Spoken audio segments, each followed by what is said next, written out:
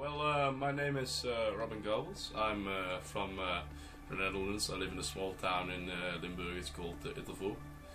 And as an occupation, I'm a graphic designer. I mostly do logos. I do a little sketching. Well, almost everything that's creative and two-dimensional. If it's on paper or on the computer, I do not really care. The way I would define graphic design is that to convey an idea clearly, you need to be able to show it graphically. And I think graphic design plays an important part in this. So, to convey what the company stands for clearly, you have to design a logo. And that logo has to define what the company stands for. So, it does really a lot in communicating to the outside world what you do as a company, what logo you have. So I think in graphic design and logo design, a very important part is communicating. Okay, well, I like being a logo designer because it offers a great deal of creativity, which I am. I am a creative person, so I like having a lot of creativity in my profession. Another thing I like it is that you get to decide what a company will appear to the outside world, and I think that's really, really an integral part of what a company is. So I think by doing relatively little in the company, you can still play an important part in how the company is seen to the outside world. Now, of course, you have to have a good eye for color, a good eye for composition, a good eye for shapes. And next to that, you need to have a well-developed sense of what is culturally viable and what is not. So you cannot, for instance, draw a swastika. I mean, in Western culture, this is just not done. And that kind of stuff, you need to know what's not done in Chinese culture, for example, for a Chinese company. So those are very important factors as well. And next to that, it's very important to have, to view your work seriously, you know? To just take it really seriously and don't be afraid to take it too seriously. My toolbox, the tools I work with are mostly, nowadays I mostly use a computer. So I attach my Wacom tablet, and with that I draw in Photoshop for the design phase, and for the final phase I always finish my logos in Adobe Illustrator, because that's the main program for the branch. So, and of course my first sketches are done on paper, which is regular Faber-Castell pencil. I think graphic design can play an important part in a person's life, yes. I mean, you are always in this modern world, internet, television, I mean, you're always confronted with it. So, every time you look inside of the internet, there's graphic design there. Everything you see on television, there's graphic design. There are little logos on top of the television, graphic design. Yeah. Everything you see is graphically designed. Everything that's not formed by nature is graphically designed. Some things are industrially designed, but still there's a graphical part to that. So everything is graphically designed. Everything has been thought over what it appears to people. Well, the main reason for me to be a logo designer or a graphic designer is that I think that is where I can get my maximum potential out of myself. So I think that's where my talents lie. I think that's where I can utilize them best. So it's kind of a given that I became a logo designer. But further than that, I think, what I said earlier, I think it's really cool to play such an important part in the forming of an image of a company without really being involved in the company. I mean, you can have an outside eye on the company because you're not inside the company and you do not know what's going on inside, but you can view it as other people view it. I think that's really interesting, so you can communicate what the company wants to appear like to the outside world because you're an outsider as well. I think that's a really interesting part of logo design. I'm greatly inspired by nature, of course. I mean, natural shapes. I really admire them. I'm greatly inspired by tradition, things that have been done before in logo design. I mean, there's a rich history in logo design, a rich culture that everybody has been developing logos for the last 50, 100 years. I'd like to think of myself as a new logo designer, you know? I do not try to draw inspiration from only one person, or be really inspired by only one person, but by the whole history and tradition that has been there before me. I try to not narrow myself down to one. I can, of course, recognize myself with a vision of some rather than more, but it's not really that I have one person that I greatly admire in this field of business. What I think the most challenging parts of a job are? Well, of course, it's the working together with the companies. I mean, as a creative person, I'm not really a businessman, you know. Yeah, you have to communicate. Yeah, you have to communicate with businessmen, and they tend to think on another level than we do. I do not mean that negative, but they think on another level, you know. So where I tend to approach something from the creative side, they tend to approach something from the business side. But through this interaction, and through this viewing from different sides, and I am now able myself to view it from the other side as well, because that's what a great logo designer does. But through this interaction between the two different sides of looking at something, you get the greatest products. Well, of course, I see a connection between fashion and logo design. I mean, fashion is everything that's in right now, hip right now, right? Yeah. So, everything that is in hip right now has a logo, has some kind of an image, you know, a visual image, a visual appearance, everything that is in right now, and all of this has to be designed. I do not really have key rules for my logos. I just try to really design with an open mind.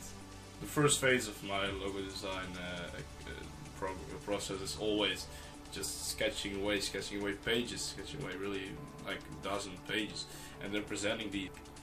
Well, I tend to first do a little mind map of what words I associate with this business I'm designing for, and what words they want me to associate with this business I'm designing for, because that's more important than what I really do. I'm trying to convey what they want me to convey. So I first write these down, then I get sort of feeling from that, and that feeling I try to translate on paper to a logo, with keeping in mind, of course, like something of the words of the company, so I can design something with letters in it or something. But I just doodle away then for a couple of dozen papers, and then I present these to the company that I'm designing for.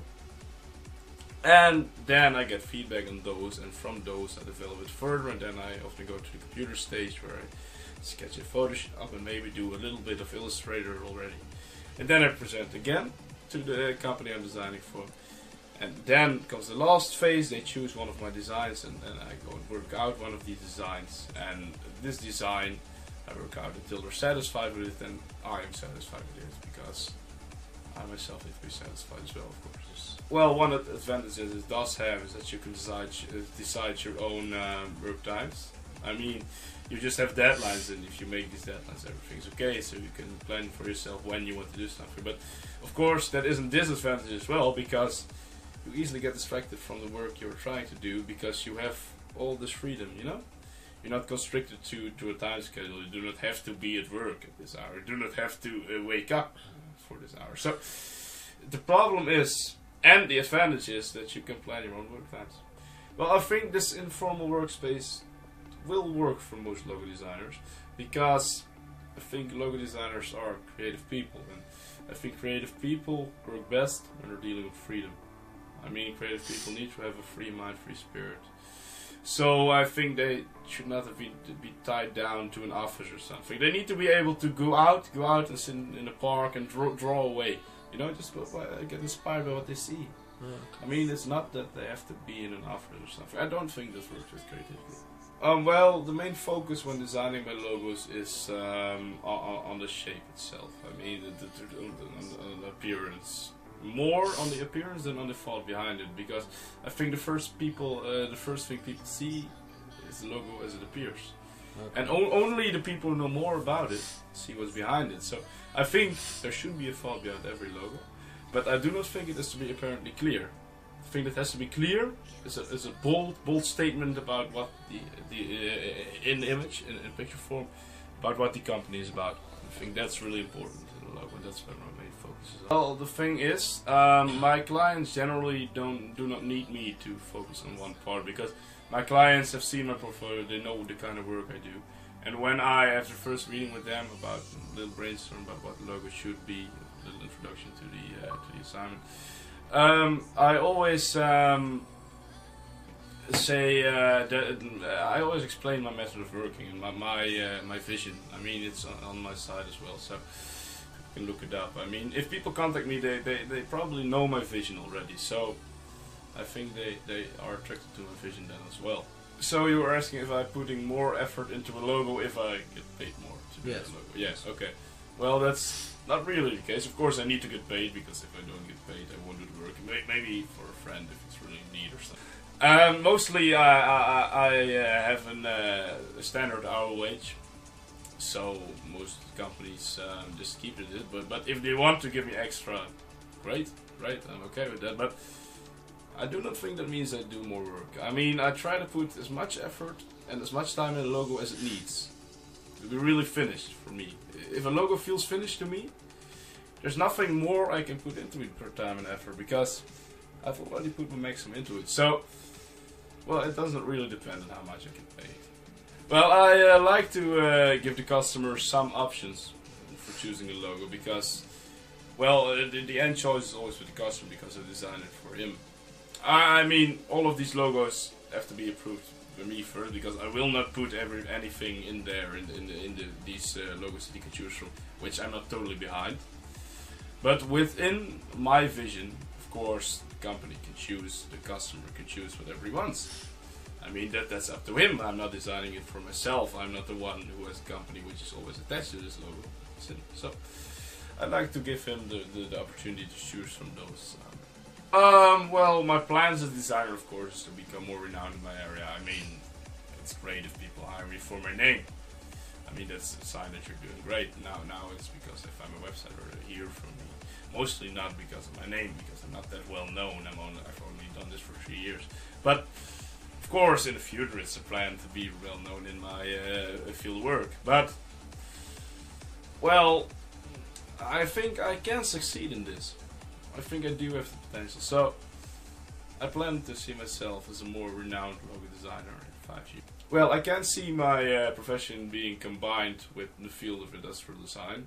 I mean, of course, there are links, and always in the past, but there are links between industrial design and logo design. I mean, every industrial design needs to have something of a logo, some type of branding. But really, I see myself not only as a logo designer, but also as a graphical designer. As a graphical designer, I think I can play a more integral part in industrial design even. So, I think, yeah, industrial designers, of course, have a great eye, or are supposed to have a great eye for shape and form and that kind of stuff. But I think with my experience from my branch and with my knowledge of what companies want, I think I can greatly improve the work of an industrial designer.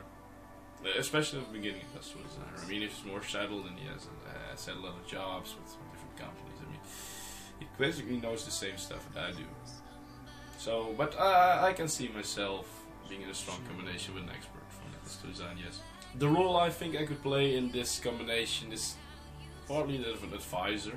I mean, I know what the companies want, I know what works in the branding world for a good sense of shape and color. So, mainly as an advisor, but also as a little bit of a designer. I mean, I should be able to do the basic graphic design and how the product looks. I mean, the inside of a product, I won't take care of that, because I do not know that. But that's I think the industrial designer can do much better than me. But the shape of a product, I think I can be of use in helping the industrial designer to improve this even more.